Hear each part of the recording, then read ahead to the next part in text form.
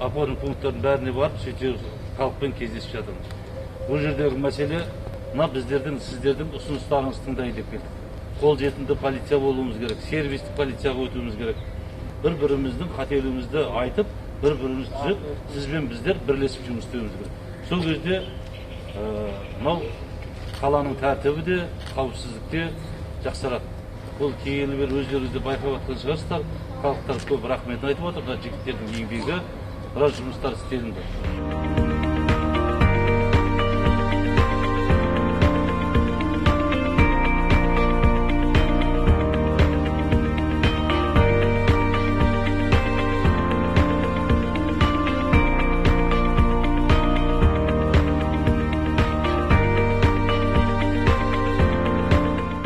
Ауызбысызды қаламыз бөлгенлік тәртібін жасай беректе тыныштан. Мен осы жерде тұрғаныма 40 жыл болды. 40 жылдан бері генерал дегенді кімге көрмегенмін, арасында айтқанда. Постоянно өтіп, тазалыққа қарап, участковыйлардың үстінен қарап, өмір бақи осы жерден осы қанша жыл десем 2 жылдың көлемінде соғысы тазалығымызға қарап, осы рахмет, сондай мәселелерді көтеріп, көп мәселелер көмектесіп, дворымыз тап-таза болып қалды. Не деймін, рахмет ол кісіге.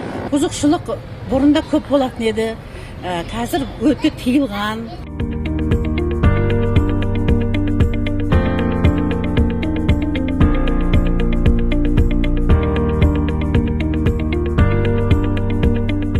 Что могу сказать о работе наших участковых?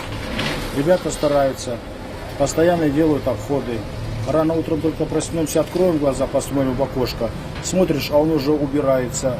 Да, ну как сказать, я сегодня, например, жена посмотрела в окно, а наш участковый, высокий капитан, уже здесь возле лавочки подбирает бумажки. Ну, даже он старается, за чистоту сидит.